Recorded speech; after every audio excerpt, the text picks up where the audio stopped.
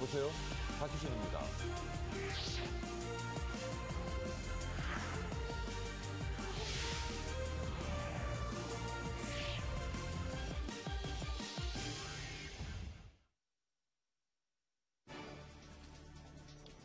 머니24 헤드라인입니다.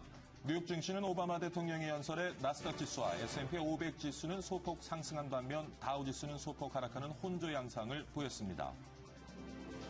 미국과 유럽연합의 공동성명을 통해 FTA 협상을 오는 6월부터 시작합니다. 머번 킹 영국 중앙은행 총재가 영국의 GDP가 플러스 성장으로 전환될 것이라고 전망했습니다. 지난해 하반기부터 증가폭이 줄어들었던 자영업자 수가 18개월 만에 감소세로 돌아섰습니다. 부동산 거래 감소로 은행권 가계대출이 전달보다 큰 폭으로 줄어들었습니다. BC카드가 5개 회원은행을 대상으로 결제일을 이틀 앞당깁니다.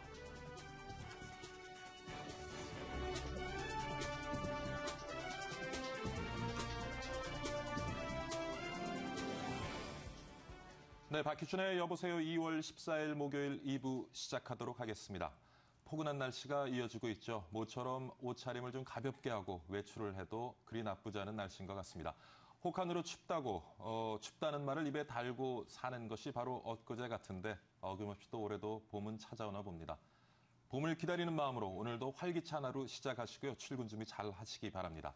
박희준의 여보세요 2부도 활기차게 열어보겠습니다. 글로벌 마감 시황부터 살펴봅니다. 김하빈 외신캐스터가 준비하고 있습니다. 김하빈 캐스터. 시황센터입니다. 뉴욕 증시가 오바마 대통령의 국정 연설 후에 강세로 출발했는데요. 경제 지표가 엇갈린 모습을 보이면서 갈피를 잡지 못했습니다. 다우지수는 장 초반 반짝 상승하다 하락으로 돌아섰고요. S&P 500 지수는 등락을 거듭하다 장이 끝나기 바로 직전에 상승 반전에 성공했습니다. 소매 판매는 증가를 보였지만 증가폭은 둔화됐고요. 항목별로 살펴보면 건축자재는 증가했지만 자동차 판매와 의류는 감소했습니다. 또한 미국과 유럽연합은 2년 안에 자유무역 협정을 마무리 짓자는 목표를 제시했습니다. 뉴욕 증시 마감 지수 살펴보겠습니다. 네, 다우존스 지수 0.26% 하락했습니다. 13,982선에서 거래 마쳤고요. 나스닥 종합지수는 0.33% 오르면서 3,198선에서 거래 마쳤습니다. S&P 500 지수 소폭 상승했습니다. 1,520선에서 거래 마쳤습니다. 네, 유럽도 마감 상황 보겠습니다. 유럽 주요국 증시 이틀째 상승했습니다. 특히 영국 FTSE 지수는 5년 내 최고치를 경신했는데요. 유로존의 산업 생선과 기업 실적의 호조가 호재로 작용했습니다. 어제 오바마 대통령이 중산층에게 일자리를 제공하겠다고 약속한 것 또한 증시에 좋은 영향을 미쳤습니다. 한편 하이네켄은 4분기 실적 호조에 5.74% 올랐고 프랑스 자동차 회사인 푸조도 7% 넘게 급등했습니다. 유럽 주요국 증시 자세한 마감 상황 보겠습니다. 영국 FTSE 지수와 프랑스 CAC 지수 0.3%대 상승률 보였고요. 각각 6,359선, 3,698선에서 거래 마쳤습니다. 독일 닥스 지수 0.67% 상승하면서 7,711선에서 장 마쳤습니다. 네, 아시아도 가보겠습니다. 일본 증시는 G7이 회의에서 일본의 통화 정책에 대한 우려를 나타내면서 엔화가 강세를 보였는데요. 때문에 전일 증시를 이끌었던 수출주의 약세가 악재로 작용했습니다. 세계 최대 자동차 업체인 도요타가 1.8% 하락하고 마즈다 자동차는 2.8% 밀렸습니다. 또한 G7 성명 이후 국제사회가 일본의 통화 정책을 지지하지 않을 수 있다는 가능성을 제기시켰습니다. 한편 중국과 대만, 홍콩 증시는 음력 설 연휴로 휴장했습니다. 아시아 증시 마감 지수 살펴보겠습니다. 일본 니케이 지수 1.04% 하락했습니다. 11,251선에서 거래 마쳤고요. 중국 상해 종합 지수와 홍콩 항생 지수는 지난주 금요일 마감 상황입니다. 각각 0.57%, 0.16% 상승 마감했습니다.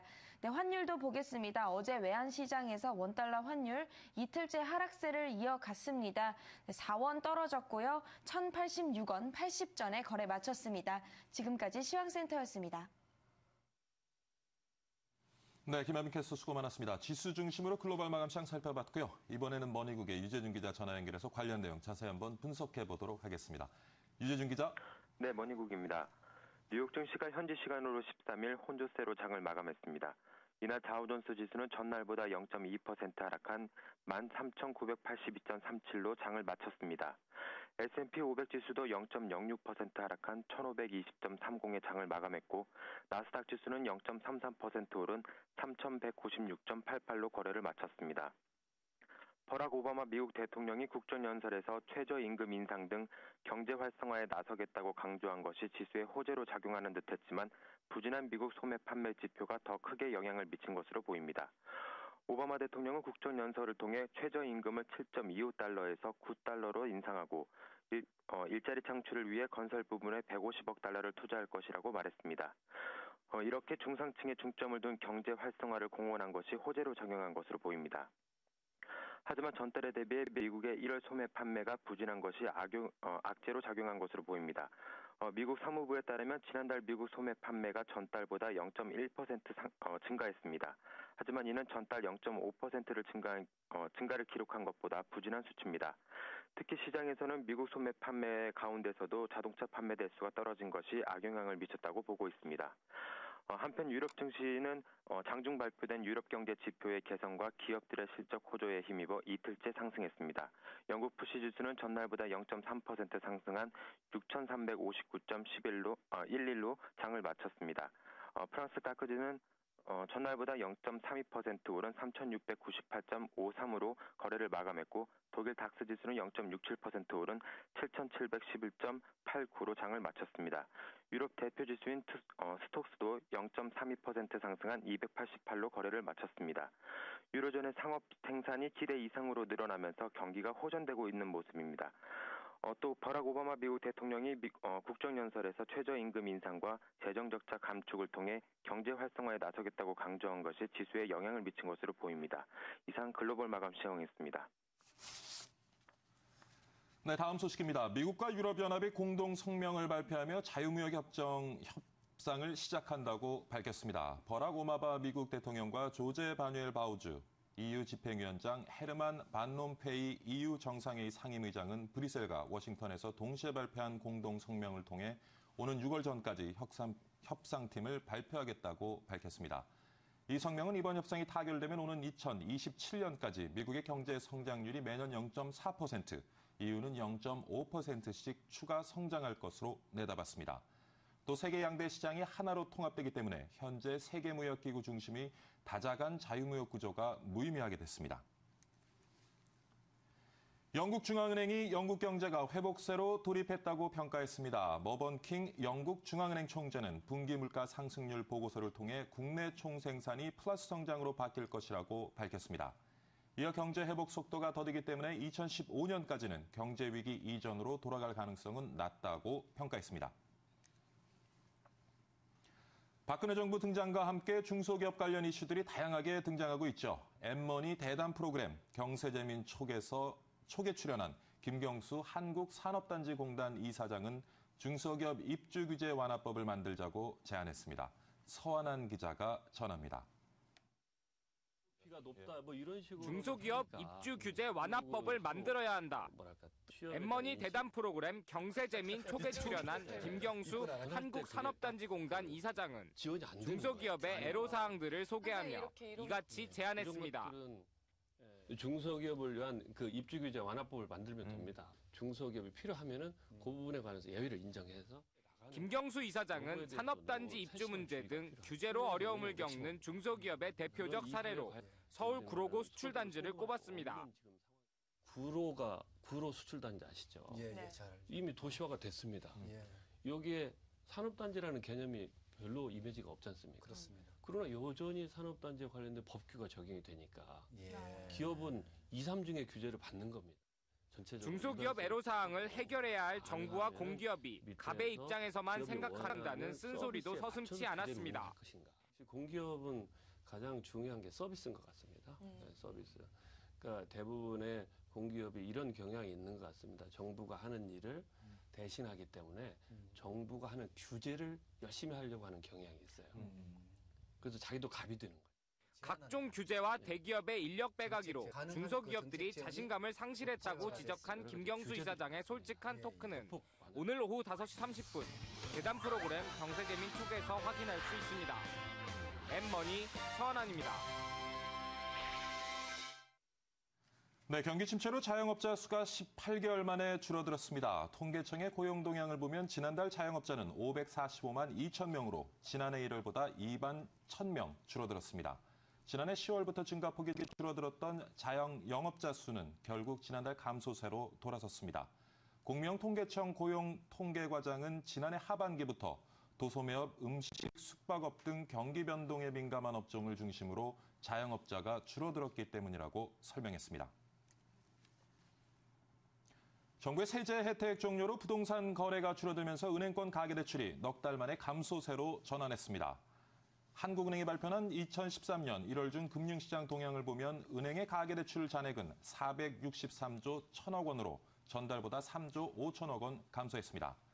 지난해 12월 5조 원이 늘어났던 주택담보대출 잔액이 413조 7천억 원으로 전달보다 2조 3천억 원 줄어들었습니다. KT가 지능적으로 에너지 사용을 관리할 수 있는 IT 솔루션을 선보였습니다. 기존 전력망에 IT를 접목한 이 솔루션이 에너지 소비 절감 효과가 뛰어난 것으로 나타났습니다. 유재준 기자입니다. 2015년 미래주거 시스템입니다. 이용자는 터치 한 번으로 가전제품의 전력 소비량을 확인할 수 있고 외출 시에는 집안의 전력을 최소화시킬 수도 있습니다. KT가 IT를 활용해 에너지 사용을 효율적으로 관리할 수 있는 스마트 미터와 에너지 관리 시스템 등 다양한 솔루션을 선보였습니다. 이 솔루션은 에너지 소비 형태를 알 수 있고 스마트폰 등 스마트 기기를 통해 실시간 모니터링이 가능해 효율적으로 에너지를 사용할 수 있습니다. KT는 지난해부터 사옥에 이 솔루션을 적용한 결과 13.7%의 에너지를 절감했다고 밝혔습니다. 저희가 지금 갖고 있는 솔루션 그 서비스를 통해서 이 에너지 절감을 많이 할 수 있다고 봅니다. 저희 목표는 한 10% 이상을 목표로 해서 한 2020년까지는 48조 원의 경제적 그 이득을 갖고 올 수 있지 않을까 그렇게 생각을 하고 있습니다. 스마트 미터는 전력 사업자와 소비자가 상호 정보를 교환할 수 있는 양방향 정보 시스템입니다. 검침원이 매월마다 직접 방문해 검침을 해야 하는 불편함을 없애는 등 기존 아날로그 미터의 기능이 획기적으로 개선됐습니다. 근데 스마트 미터는 검침은 당연하고 검침한 정보를 실제 통신 기능을 하고 있기 때문에 어떤 필요에 따라서 주기적으로 아니면 실시간으로 정보를 필요한 센터에다가 보내줄 수 있고. 해외 시장에 진출해 기술력을 인정받은 KT의 IT 솔루션이 우리나라에서도 얼마나 에너지 절약을 할 수 있을지 기대를 모으고 있습니다. M머니 유재준입니다. 매경미디어그룹과 한양대학교가 은퇴사업과 창의인재 인증 사업을 함께 추진하기로 했습니다. 은퇴를 앞둔 베이비붐 세대와 예비 창업자들에게 도움이 되는 교육 프로그램이 나올 전망입니다. 정영석 기자가 전합니다. 매경미디어그룹과 한양대학교가 은퇴 세대와 예비 창업자를 위한 공동 프로그램 개발에 나섭니다. 두 기관은 은퇴 세대를 위한 전문 교육 과정을 신설하고 교육을 이수하면 은퇴 설계사 자격증 시험도 볼 수 있도록 추진합니다. 고령 사회와 관련된 연구들을 주도해 왔습니다. 금년부터는 이제 교육 쪽으로 확대시키려는 그런 계획을 갖고 있고 또 그렇게 추진을 하고 있습니다. 매경미디어그룹과 한양대는 은퇴 설계사 자격증을 국가 공인 자격증으로 발전시킨다는 계획입니다. 또 창업교육을 통해 창의 인재 인증을 부여하는 사업도 시행합니다. 우리가 좀 더 도전을 하고 창업 정신을 키우는데 이런 교육 프로그램이 역할을 한다고 봅니다. 다음 달부터 1년간 한양대 학부생을 대상으로 창업 관련 교양 과목을 공동 편성하기로 했습니다. 창업 관련 과목을 이수하고 경제 경영 지식을 측정하는 매경 테스트에서 기준 등급을 통과하면 창의 인재 인증서를 받을 수 있습니다. 학생들이 직접 창업을 할 때 또는 기업에 취직을 해서 그 신사업을 개발하고자 할 때 다양한 역량을 발휘할 수 있게끔 토대를 닦아주는 역할을 하고자 하는 바입니다. 또 오는 11월 창업투자 경진대회를 열고 다른 대학으로 확대할 예정입니다. M머니 정영석입니다. 네, BC카드가 결제일을 이틀 앞당깁니다. BC카드는 스탠다드 차터드 은행, 시티은행, 대구은행, 부산은행, 경남은행 등 5개 회원은행 신용카드 신용공여기간을 2일 줄인다고 밝혔습니다. 신용공여기간이란 카드 이용기간을 말합니다. 이에 따라 BC카드 회원은행은 신용공여기간을 이틀 앞당기면 그 기간에 제공하는 자금에 대한 이자가 없어져 수십억 원을 절약할 것으로 보입니다. 김치와 고추장이 미국에서 인기를 얻고 있습니다. 한국농수산식품유통공사의 자료를 보면 지난해 미국으로 수출된 김치는 1,047톤, 고추장은 3,899톤으로 전년보다 각각 31.9%, 11.8% 늘어났습니다. 대형 포장 위주였던 김치가 소규모 포장으로 바뀌고 고추장도 핫소스 타입, 튜브 용기 고추장을 개발하는 등 현지화 전략이 수출 증가에 이바지한 것으로 풀이됩니다. 네, 이번에는 간밤에 들어온 외신 한번 정리해보고 가도록 하겠습니다. 김원규 외신 캐스터가 준비하고 있습니다. 김원규 캐스터. 안녕하십니까. 외신 브리핑 김원규입니다. 블룸버그 통신에 따르면 유럽연합 통상 담당 집행위원은 현지 시간 13일 유럽과 미국 간 자유무역협정 FTA를 2년 안에 마무리 짓겠다고 밝혔습니다. 미국을 방문 중인 집행위원의 이날 발언은 전날 버락 오바마 미국 대통령이 2기 임기 첫 국정 연설을 했는데 유럽과 FTA 협상에 박차를 가하겠다고 언급한 데 따른 것으로 풀이됩니다. 유럽 집행위원회 위원장은 기자회견에서 유럽은 FTA 협상을 위한 준비 작업을 올해 중반까지 마치겠다고 말했는데요. 유럽은 이에 따라 미국과의 협상 일정 초안을 3월에 제출할 방침입니다. 유럽은 성명에서 가능한 한 가장 이른 시점에 공식 대화를 시작할 것이라며 양측은 일단 협상을 시작하면 빨리 진전시키겠다는 목표를 갖고 있다고 말했습니다. 다음 기사입니다. 그제 북한은 결국 3차 핵실험을 강행했는데요. 이에 대해 블룸버그 통신은 이번 북한의 핵실험으로 미국의 오바마 대통령의 계획에 차질이 생겼다고 보도했습니다. 현재 미국은 세계에서 가장 핵을 많이 보유하고 있는 국가인데요. 하지만 핵탄두를 보유하는 데 따른 지출 자금이 만만치 않은 데다가 2010년 미국과 러시아 간에 체결된 새로운 포괄 핵무기 감축 협정에 의거 핵무기를 줄이기 위해 준비 중이었습니다. 하지만 이번 3차 핵실험을 포함해 2006년부터 자행되온 북한 핵실험으로 이 계획에 먹구름이 꼈다고 통신은 전했습니다. 한편 미국은 핵탄두 관리로 인한 지출 비용이 310억 달러인데 또 다른 감축안에 따르면 2011년 9월 기준으로 미국과 러시아는 각각 현재 보유하고 있는 핵탄두 1,790기와 1,556기를 2008년까지 모두 1,550기까지 줄이기로 했습니다. 마지막 기사입니다. 넘버원보다 온리원이라는 광고 보신 적 있으실 텐데요.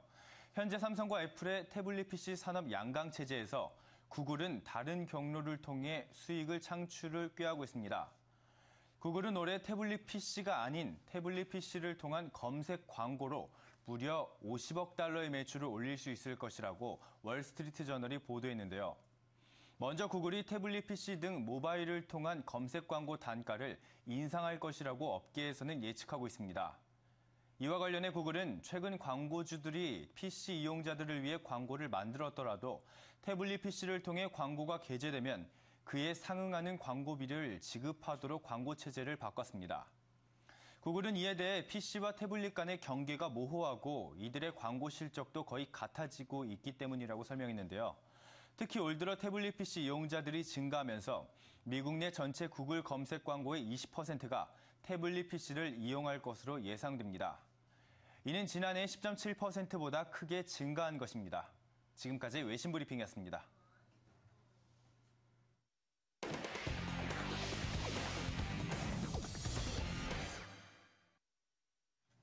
네, 이번에 집중관찰 시간입니다. 오늘 종목은요, 한국가스공사입니다. 오늘은 동양증권 박진희 차장과 함께 한국가스공사가 최근 어떤 이슈를 가지고 있는지 집중 분석해보고요.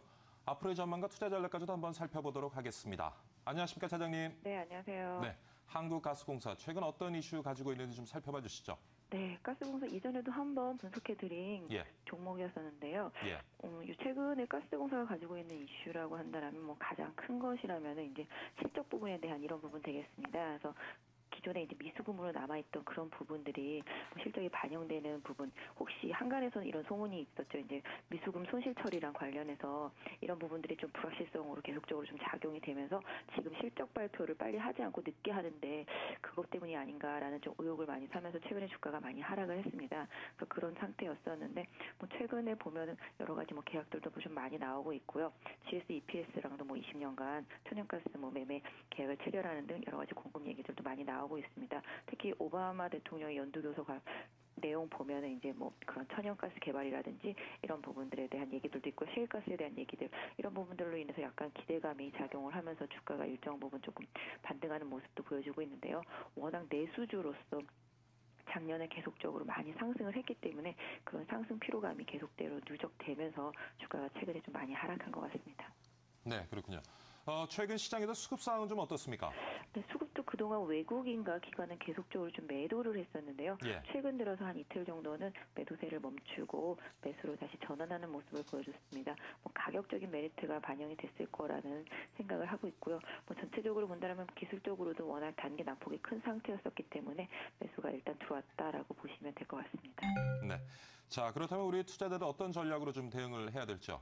네, 뭐 기술적으로만 봐드린다라면은 일단 예. 60일선 부근에서 반등을 했기 때문에 기대감은 가져볼 수 있겠습니다만은 일단은 지금 전체적인 시장의 분위기가 작년에 좀 많이 시세를 주도했던 것보다는 작년에 좀 많이 빠졌던 종목들, 특히 최근에 외국인이 주도적으로 다시 사들이는 종목들은 사실 내수주보다는 민감주 쪽이 많거든요. 그래서 일단은 뭐 가스공사 같은 경우 뭐 이번 실적 발표를 확인하는 게 좀 일단은 좀 중요할 것 같아요. 그래서 실적에 대한 계속적인 좀 시장에서의 안 좋은 부분, 아까도 말씀드렸지만 미수금과 관련된 그런 부분들 때문에 주가가 많이 하락하긴 했습니다만은 현재 일단 보유하신 분들이라면은 일단은 가격대를 뭐 일단 지정해 드리자면 한 3 지금 전체적으로 본다라면은 일단은 잠깐만요. 네, 죄송합니다. 제가 차트를 잘못 봤어요. 일단은 한 62,000원대 정도를 지지선으로 설정을 해놓으시고 뭐 저가권에 매수하실 분들은 일단은 좀 매수를 해보실 수 있을 것 같습니다. 일단 보유하신 분들은 일단 보유 전략을 드리고 싶고요. 제가 아까 차트를 잘못 말씀드렸는데 60일선 말씀드렸는데 한 200일선 정도 될 것 같고요. 일단 62,000원대를 지지선으로 하는 반등을 좀 이어갈 수 있을 것으로 보여지고 있고 단기적으로는 뭐 크게 좀 반등이 나온다라면은 1차 저항이 한 7만 원 정도 되거든요. 7만 원 정도가 가장 큰 저항이 되기 때문에 단기 매매를 하시는 분들은 한 7만 원 정도를 일시전선으로 삼으시면 될 것 같고요. 중기 보유를 원하시는 분들이라면은 최근에 바닥선을 찍은 한 6만 2천 원대를 저점권으로 해서 계속적으로 이탈하지 않는다면 좀 보유하면서 추세가 조금 더 복귀되는 흐름이 뭐 전체적으로만 본다면 한 7만 5천 원권 정도 될 것 같은데요. 일단 그 가격은 단기적으로는 조금 어렵다는 생각을 하고 있거든요. 그래서 일단 단기적인 시각보다는 일단 낙폭 과대에 따른 중기적인 시각보다는 단기적인 낙폭 과대에 따른 일정 부분 좀 반등만 노리는 1차적인 대응한 이후에 주가가 7만 2천 원대에 확실하게 안착하는 걸 확인하고 중기적인 대응으로 전환하시는 전략이 일단은 좀 좋을 것 같습니다. 네, 잘 들었습니다. 좋은 말씀 감사드리고요. 오늘 동양증권 박진희 차장과 함께 한국가스공사 집중 관찰해봤습니다. 수고하셨습니다. 네, 감사합니다.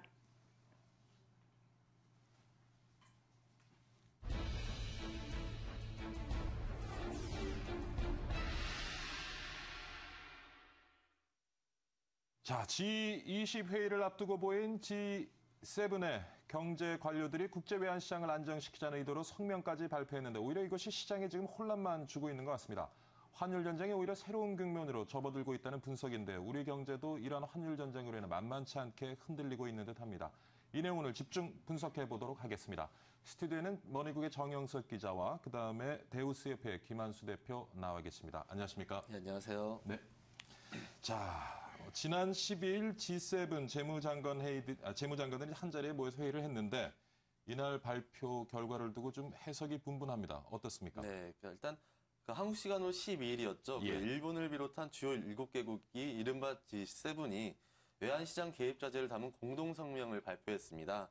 그 내용을 보면 2010년 이후 G20가 약속한 시장 결정적 환율에 대한 지지의 재확인, 그리고 환율을 직접적으로 조율하지 않는다는 것, 그리고 환율 변동성이 외환시장 안정을 해친다는 점에 동의하고 또 앞으로 외환시장을 예의주시하면서 적절한 협력을 하겠다는 내용이 담겨 있었습니다. 그 각국이 공동성명에 대한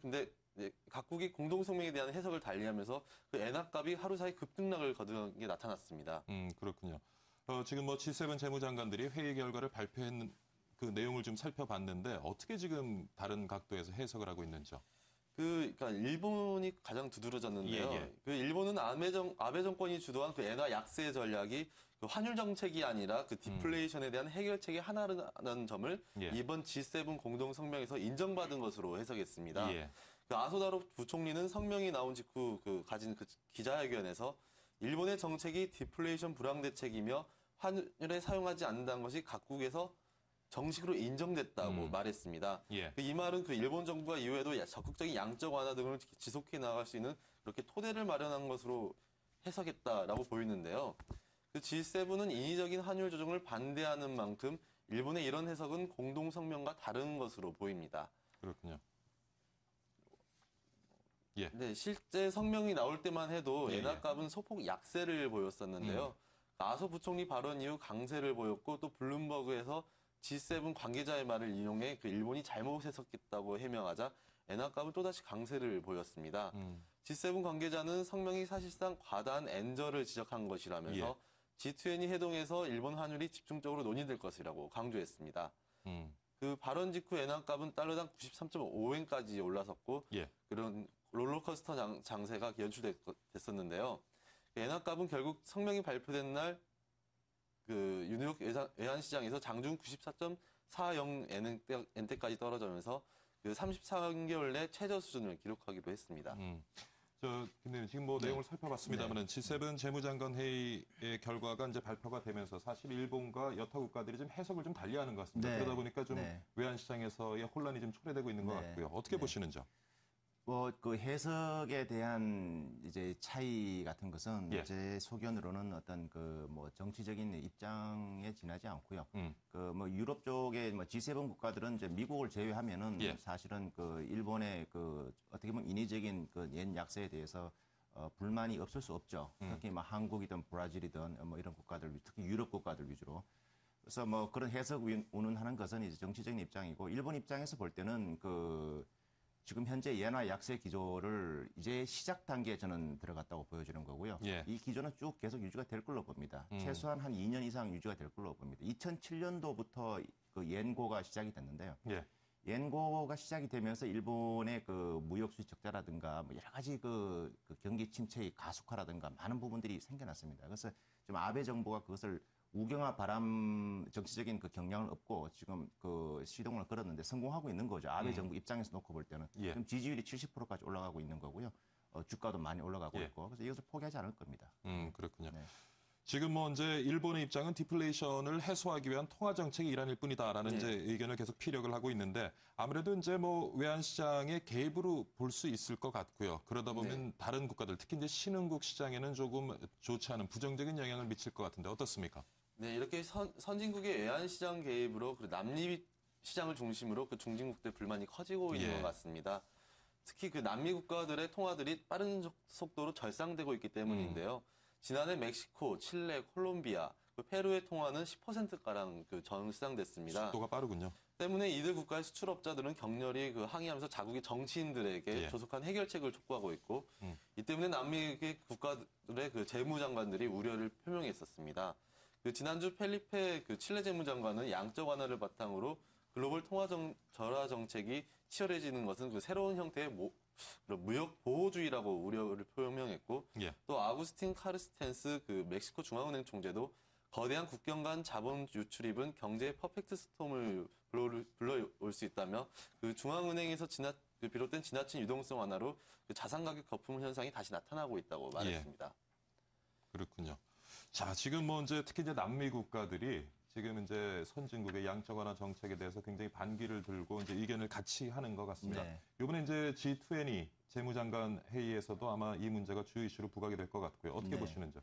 G20에서는 뭐 당연히 이제 부각이 될 것으로 예상이 됩니다. 특히 지금 그 EU 쪽이라든가 또는 이제 그 월드뱅크라든가 이런 쪽에서는 그 일본의 그 yen 약세에 대해서 아주 뭐 공개적으로 지금 불만을 그 노출하고 있는 상황인데, 근데 이제 기저를 좀 들여다보면은 일본의 지금 yen 약세 정책에 대해서 뭐 그 미국 쪽에서 어느 정도 옹호를 하고 있는 그런 이제 상황이기 때문에 그 G20에서의 어떤 그 정치적인 그 제스처로 불만을 내더라도 그러니까 일본이 지금 현재 그 기조를 바꿀 가능성은 거의 없다고 보여지고요. 일본으로서는 지금 현재 경기 내부, 국내 내부의 경기를 이제 부양해야 되는 것도 있고, 그렇지만 이제 어쨌든 국가적인 신용에 대한 어떤 개선도 좀 필요합니다. 그 신용 개선에는 제일 최우선적으로 경상수지 개선이 우선적으로 필요합니다. 예. 즉, 그 부분에서 지금 일본 정부가 할 수 있는 것은 지금 현재 그 양적 완화를 통한 yen 약세 이외에는 다른 선택이 별로 없어 보입니다. 그래서 그 G20에서의 어떤 압력, 정치적 제스처의 압력은 있겠지만 예. 아마 큰 시장의 변화로 이끌기까지는 힘들 것 같습니다. 그렇군요. 네.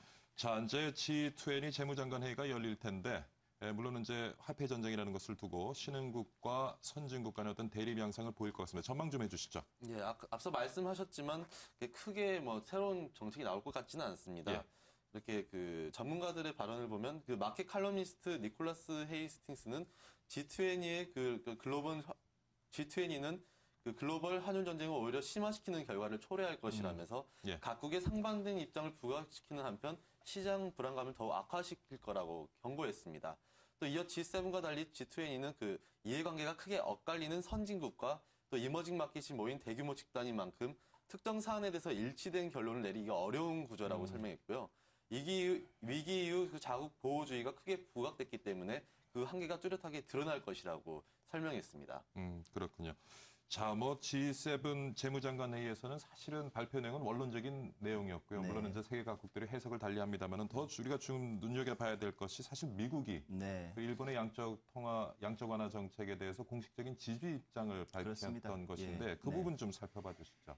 사실 미국의 입장을 놓고 보면 조금 더 역사적인 면을 조금 더 들여다봐야 되는데 일본이 세계 경제 규모 중국에 밀려서 3위 이렇게 떨어지긴 했습니다만 전 세계적인 경제 규모에 비해서 겪는 어려움의 원인을 좀 들여다보면은 크게 한 두 가지 정도 이유를 좀 분석을 해볼 수가 있습니다. 하나는 이제 좀 재무적인 이유인데요. 그것은 이제 엔고가 시작이 된 부분이 있고, 그리고 일본의 대지진을 통해서 이제 원유 수입 물량이 거의 한 25% 정도 원전을 전부 셧다운을 했기 때문에 거기에 대한 이제 수요라든가 이런 부분이 있는데, 그것보다는 본질적으로는 이제 보는 의견들 중에 하나가 이 일본의 갈라파고스 정책의 실패다 이런 표현을 많이 씁니다. 예. 갈라파고스의 정책의 실패라는 뜻은 뭐냐면은 일본은 인위적으로 선진국 위주의 정책을 구사를 해왔다고 보여집니다. 그래서 특히 중국이나 한국 또는 이제 중진국, 개발도상국의 정책에 대해서 인위적으로 좀 무시를 하고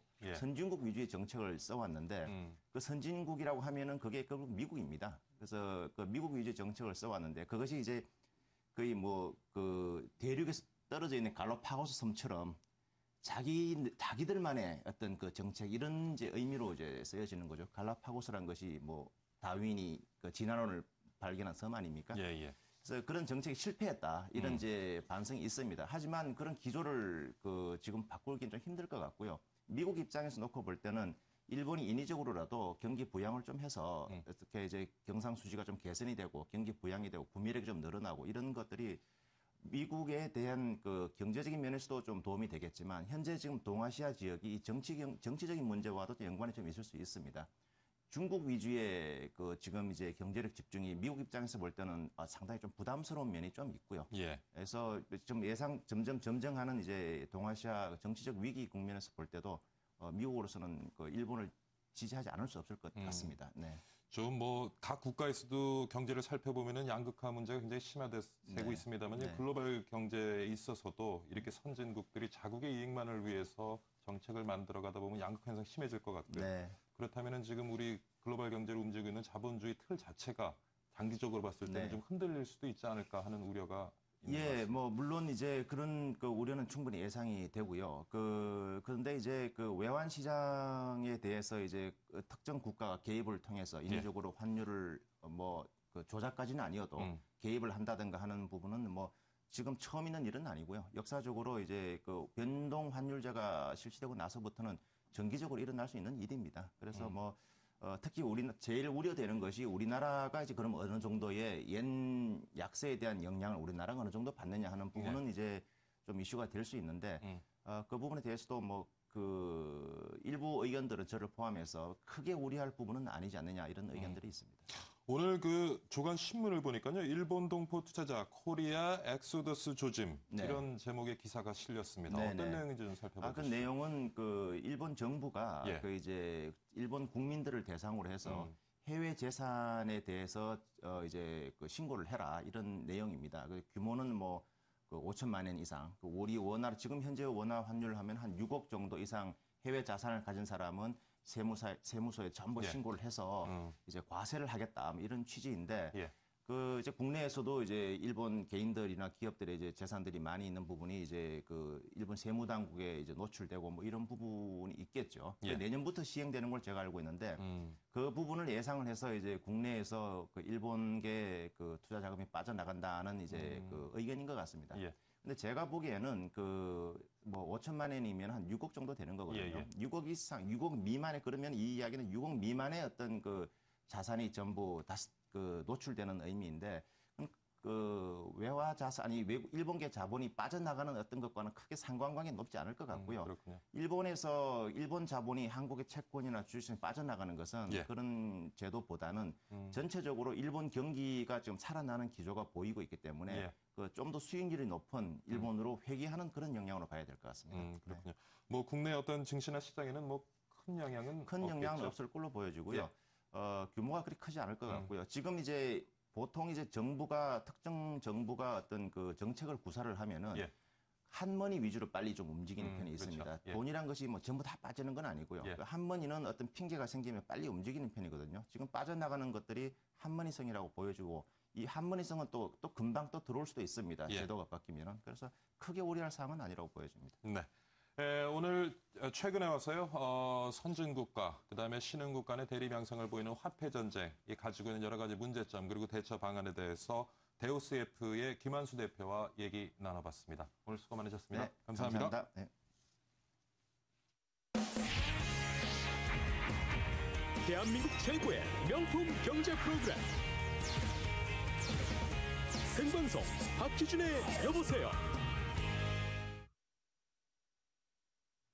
자, 한때 휴대폰을 통한 불법 강의 사회 문제로 등장한 적이 있습니다. 기억하시는지 모르겠습니다만은 최근에는요, 데이터 변칙 거래가 또 하나의 풍속도 아닌 풍속도를 만들어내고 있다고 합니다. 무슨 내용인지 어찌된 일인지 오늘 한번 살펴보도록 하겠습니다.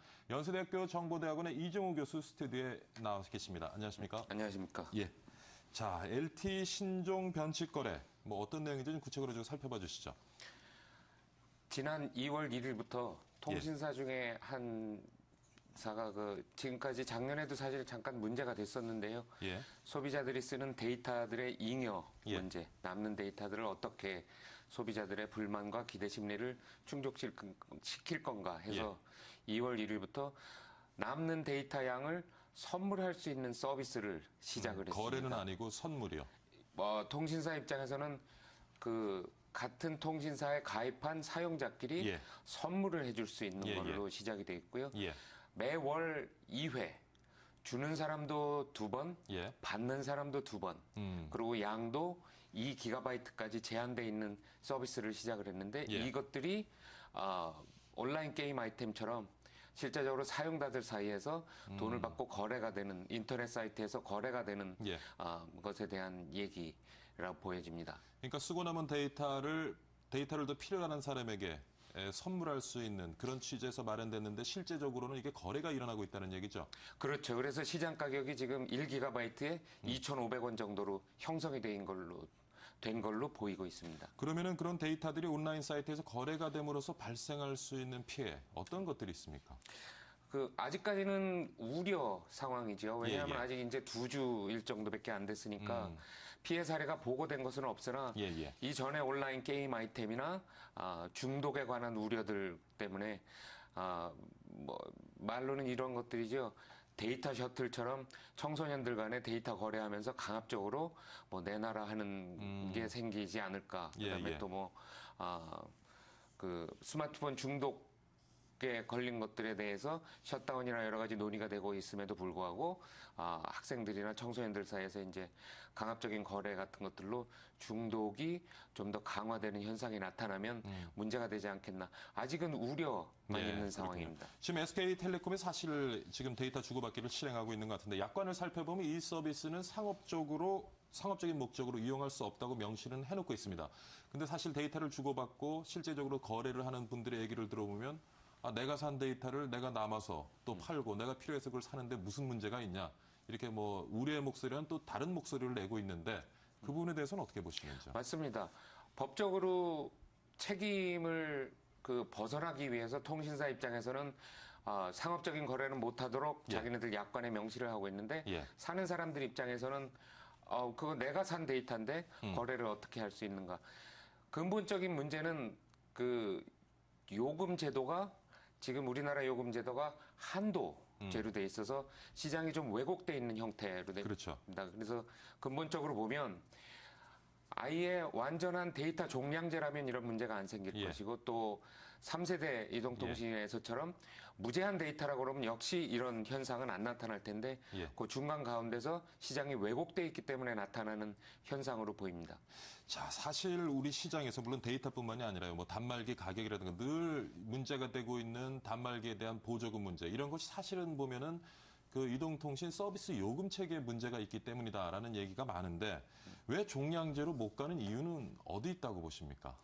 자기가 쓴 만큼 수돗물처럼 쓴 만큼 거기에 대해서 요금을 지불하게 되면 사실 이런 여타의 문제들이 생겨나지 않을 텐데 종량제로 가지 못하는 이유 어디 있다고 보시는지요? 제가 보는 바에서 이유는 크게 두 가지인데요. 하나는 소비자들의 기대 심리가 아직은 데이터 종량제를 시행을 했을 경우에 내가 지금 쓰는 데이터가 얼마만큼 나한테 비용 부담이 될지에 대한 예측을 하기가 굉장히 어려운 구조로 되어 있습니다. 그리고 통신사 입장에서는 무제한 데이터 요금제가 주듯이 사실은 시장 경쟁이 굉장히 격화돼 있어서 통신사 입장에서는 마케팅의 도구로 얼마든지 써라, 데이터는 얼마든지 써라라는 메시지를 계속 전해져 왔기 때문에 그런 와중에 소비자 입장에서는 들리는 무서운 스토리들이 있죠. 뭐 누가 데이터 잘못 썼다가 100만 원 비용 부담이 나왔다. 요금 폭탄을 맞았다. 그래서 소비자들의 기대 심리와 통신사들의 마케팅을 위한 효과가 두 개가 지금 엇갈려서 왜곡돼 있는 형태로 보입니다. 근데 사실 종량제로 갈 경우에 말이죠. 그 단위 데이터당 요금이 지나치게 과하게 책정되어져 있지 않는가. 그래서 사용자들이 종량제보다는 선택권을 주더라고 해도 종량제보다는 무제한 사용자들 이쪽으로 이제 선택을 그러니까 착시 현상을 만들어내는 것 같은데 지금 외국과 비교해 봤을 때 우리가 종량제로 데이터를 공급할 때 단위당 요금이 굉장히 좀 과하게 책정되는 건 사실이죠. 말씀하신 거가 굉장히 중요한 포인트입니다. 지금 현재 1GB에 2,500원이라는 시세가 형성된 것이 어떤 면에서는 시장 가격으로 좀 해석을 하고 근데 실제적으로는 좀 왜곡된 시장 가격이죠. 왜냐하면 6호제, 5호제라고 얘기할 때 10,000원 정도 차이 날 때 보통 2GB 정도가 차이가 나거든요. 그러니까 실제로 돼 있는 가격에서 5,000원 정도가 훨씬 더 이익이라서 소비자 입장에서는 거래를 당연히 할 수 있는 형태로 지금 추세가 걸려 있기 때문에 좀 애매한 시각이 있습니다. 참 이게 애매한 것 같아요. 그러니까 사용자들이 쓸 만큼 쓰게 하고 타당한 가격을 책정하는 것이 아니라 그런 어떤 가격 책정하는데 착시 효과를 만들어내면서 잘못된 선택을 하게 하고요. 그걸 또 보완하기 위해서 땜빵식으로 이렇게 남는 데이터를 거래할 수 있도록 하는 이런 이제 서비스를 제공하고 있는데 아까 말씀하신 것처럼 이게 앞으로 사회적인 청소년 특히 사회적인 문제를 야기할 수 있다라는 말씀을 하셨고 그럼 SK텔레콤에서는 어떤 앞으로 조치를 좀 취해서 이런 데이터 거래가 만들어낼 수 있는 문제점을 좀 막을 수 있겠는지요? 아직까지는 뭐라고 말씀을 드릴까요? 규제가 규제를 낳는 측면하고 그다음에 책임을 좀 벗어나기 위한 측면 두 가지로 해서 주로 법적으로 움직이고 있는데요. 이거를 악용 그 악의적인 이용으로 본다고 하면 보는 시각에서 모니터링을 통해서 단속하고 적발된 이용자에게는 선물하기 서비스를 차단을 하겠다는 그 얘기들이 지금 나오고 있는데요. 1차 적발 시에는 경고하고 2차 적발 시에는 블랙리스트를 해서 선물 서비스를 차단을 하겠다고 하겠는데 실제적으로는 인터넷에 얘기하고 있는 그 개인의 권리나 권한에 그 반대되는 쉽게 말씀드리면 인터넷 필터링으로 해석이 되기 때문에 굉장히 어려운 점이 있습니다. 실제적으로 추적을 해나가기도 어려울 거고 추적을 한 다음에 그분들한테 당신은 불법 거래를 했기 때문에 못 쓰게 한다고 하는 건 뭐를 돌아보시면 아시냐 하면 온라인 아이템 거래를 법적으로 많은 논란이 있기는 있었지만 아직까지 역시 거기도 해결되지 않은 문제가 있는 것처럼 그렇게까지 확산이 되리라고 보이지는 않습니다만 어쨌든 그 밑에 깔린 기본 정신에 대한 분석과 방향성의 조정이 필요할 것 같습니다. 그러니까 아무리 뭐 SK텔레콤 입장에서는 보안 지금 어떤 그 서비스가 가지고 있는 문제 만들어낼 수 있는 문제점을 갖다가 해결하기 위해서 어떤 뭐 보안 조치를 취한다고 해도 근본적인 문제는 해결할 수 없다는 말씀이신 것 같고요. 앞으로 이제 뭐 3세대 통신 우리가 경험했고 지금 LTE 중심으로의 어떤 4세대 이동통신으로 진화해 가고 있는데 LTE에 있어서의 우리가 좀 가져가야 될 요금제에 대한 조언을 좀 해주시죠. 개인적으로 제가 연구한 결과에 따른 거는 종량제를 갈 수밖에 없다는 게 궁극적으로는 경쟁이 심화되더라도 종량제로 지금 갈 수밖에 무제한요금제도 없다는. 사실은 LTE에 대한 이동통신에 투자가 많은데 사실 그 투자가 잘 회수되기 이전에 또 좀 불합리한 또 가격 경쟁을 하다 보면은 결과적으로는 그 이동통신의 품질이 또 저하될 수도 있겠고요. 그죠? 맞습니다. 예. 그래서 종량제로 가야 된다는 말씀이신 것 같습니다. 예. 맞습니다. 이 통사 입장에서는 지금 굉장한 딜레마에 빠져 있는 것입니다. 망 업그레이드가 어떤 면에서는 사회적인 인프라로 이제 받아들여지고 있는데 그거에 대한 투자를 계속하기 위해서는 요금 조정이 불가피하고 근데 요금 조정을 종량제로 해나가기에는 아직까지 마케팅 시장 쪽에서의 그 경쟁이 너무나 심화돼 있고 그래서 이 두 가지 고기를 한꺼번에 두 가지 새를 한꺼번에 잡기는 참 어려운 그 시장 상황으로 돼 있어서 어느 상황에는 자유시장 경쟁 체제로 이러한 문제들이 풀려 나갈 것으로 보이는데 제가 보는 방향은 종량제로 궁극적으로는 가지 않을까 싶은 것이 제가 보는 시각입니다. 예. 오늘 연세대학교 정보대학원 이정우 교수와 함께요. 최근에 이동통신 데이터 서비스 요금제가 가지고 있는 문제점 그리고 앞으로 나아가야 될 방향에 대해서 같이 한번 고민해봤습니다. 오늘 수고 많으셨습니다. 감사합니다. 예.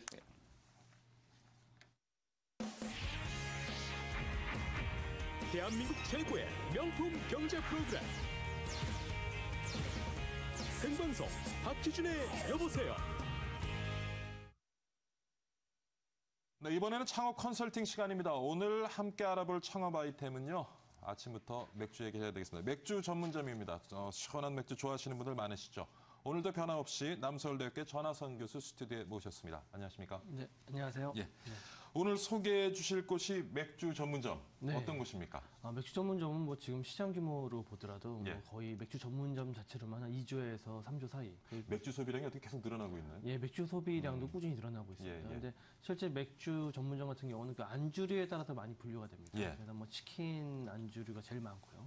그다음 소세지류. 예, 그럼 이런 복합 안주 되게 상당히 이제 다양한데 오늘 소개해드릴 이제 아이템 자체가 치킨하고 소세지를 이제 융합을 했는데 그다음 무한 리필까지 이제 그런 개념까지 도입을 한 맥주를 무한 리필이요? 맥주는 무한 리필이 아니라 이제 안주가 무한 리필입니다. 치킨과 소세지가 무한 리필로 제공되는 그런 아이템입니다. 가격은 어느 정도 합니까, 안주가? 실제 안주의 무한 리필 가격은 이제 1인 기준으로 해가지고 한 4, 5천 원 선으로 이제 형성을 해놓은 아이템인데 실제 이게 식자재 단가가 맞을 것이냐 좀 그런 의구심을 좀 처음에 저도 가졌었는데 매장 몇 곳을 돌아보니까 식자재 평균 어떤 그 비율이 40% 정도로 일단 유지가 되고 있습니다.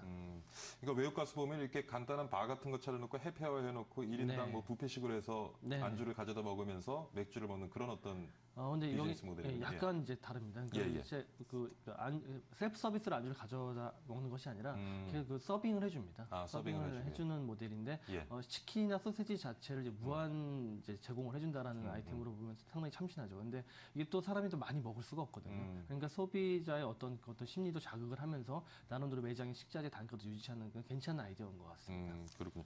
그러니까 사람 수대로 돈을 받는 거죠? 예, 그렇습니다. 사람 수대로 돈을 받습니다. 관련 시장 규모 어느 정도로 보십니까? 그래서 치킨 같은 경우는 치킨 시장만 해서 한 4조를 현재 형성을 하고 있는데 치킨과 관련된 그 호프 시장은 한 2조 정도로 추산을 하고 있거든요. 2조요? 네네. 그리고 엄청 먹고 마시네요. 예, 맞습니다.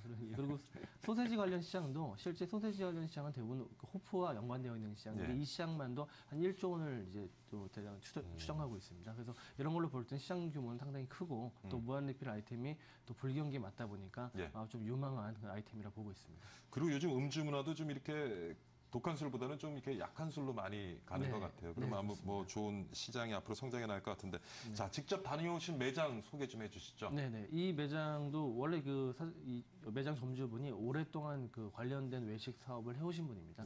그러면서 뭐 치킨 실제 배달업도 해보신 적이 있다 하시더라고요. 근데 이제 한번 실패를 경험하시고 그다음에 배달이 아닌 어떤 그 홀 중심의 매장을 다시 한번 오픈을 한 경우인데 실제 그 아이템 자체가 그 치킨하고 소세지의 어떤 원래 그 치킨 전문점 또는 소세지 전문점을 따로 알아보고 계시다가 융합되어 있다는 게 좀 호기심을 이제 이분을 유발한 것 같습니다. 그래가지고 이제 창업을 했는데 어찌됐건 처음에는 좀 장사가 힘들었다 하더라고요. 근데 처음에 자기가 실수했었던 이유 중에 하나가 무한리필이니까 알아서 손님들이 많이 올 것이다. 이런 착각을 했었답니다. 근데 처음에 장사가 안 되다가 그 다음에 이분이 약간 방법을 바꾼 것이 무한리필이니까 아무래도 계속 재주문하기가 좀 무한하거든요. 그러니까 오히려 손님들에게 더 다가가서 더 시킬 것이 없는데 자꾸 이렇게 손님들에게 물어보는 그런 질문을 하면서 좀 더 서비스를 다가간 서비스를 했다고 합니다. 그래서 처음에 이제 주문하기 무한한 손님들이 조금씩 더 친근하게 이제 그 주인과의 어떤 관계가 형성이 되고 단골 중심으로 실제 그 매출이 늘어났다고 합니다. 참 애매한 것 같아요. 이렇게 자꾸 안주를 갖다 먹다 보면 배가 차니까 또 술이 들 들어갈 것 같고 사실 술을 팔면서 이제 돈을 벌어야 되는데 그렇죠. 그걸 잘 좀 조절. 얼마나 장사가 잘 되던가요? 이 매장 같은 경우 30평형 30평형 매장인데 한 달 매출이 한 3천만 원에서 4천만 원 정도 형성을 합니다. 근데 실제 아까 단가 수익률을 분석을 해보니까 식자재 비율이 한 40% 그리고 그다음에 인건비 같은 경우는 다소 좀 높습니다. 인건비 비율이 다소 높기 때문에 평균 수익률은 한 20% 정도 자기 인건비를 포함해서 형성을 시키고 있더라고요. 그러면은 수익이 한 달에 한 500에서 600 정도 되겠군요. 지금 수익을 가져오고 있습니다. 자, 뭐 그 방문한 매장에서 특히 이제 어떤 비결을 가지고 이렇게 장사를 잘 하고 있는지. 그거 좀. 그래서 보통 무한리필 전문점 그러면은 무한리필 자체 개념이 마케팅이 잘 돼서 손님들이 올 것이다. 그러니까 그 보통 가게가 밸류 가치를 팔 때 무한리필한 가치를 가장 큰 가치로 사실 착각을 할 수도 있거든요. 근데 사실 여기 점주분 같은 경우는 그 포인트 자체를 무한리필 가치보다 더 큰 것은 그 손님에 대한 어떤 서비스이다라고 생각을 했었습니다. 그리고 우리가 무한리필하면 좀 이렇게 안주 질이 떨어질 것 같은 의심이 또 들기도 하잖아요. 근데 이제 보니까 그렇게 떨어지지 않았습니다. 안주 자체도 품질이 좋았었고 그리고 무한리필이지만은 자꾸 주문하는 데 있어서 손님들이 무한하지 않게 서비스에 좀 더 신경을 쓴 그 부분이 좀 더 이게 성공하는. 무한하지 않은 무한리필. 맞습니다. 무한하지 않은 무한리필. 자, 가맹점의 창업 비용은 얼마나 들던가요? 창업 비용은 30평 기준 한 8천만 원 정도 소요가 됐다라고 합니다. 8천만 원을 이제 인테리어 비용이 총 한 3천 정도가 투자가 되고요. 그 외 주방 설비가 한 1,500에서 2천만 원 정도 투자가 됩니다. 그 다음에 뭐 간판이라든지 의탁자 비용 다 합해서 한 8천만 원 정도 투자가 되는데 이 비용 같은 경우는 만약에 실제 초기 창업이 아니라 업종 전환인 경우에는 한 3천만 원 정도는 또 세이브를 할 수가 있다라고 합니다. 그렇군요. 지금 뭐 시간이 거의 다 됐는데요. 이 아이템으로 창업하시는 분들을 위해서 프랜차이즈 본사에서 어떤 지원하고 어떤 시스템을 가지고 움직이고 있는지 간단하게 좀 설명을 해주시죠. 무한리필 같은 경우 상권이 일반 상권하고는 약간 틀립니다. 보통 이제 좀 더 임대료를 좀 세이브하기 위해서 그 B급 상권으로 들어가게 되는데 이 상권에 대한 연구, 그다음에 아까도 말씀드렸지만은 무조건 오픈한다고 해도 장사 잘 되는 것이 아니기 때문에 운영에 대한 어떤 그 지원, 오퍼레이션의 지원 이런 것들이 본사의 어떤 지원책입니다.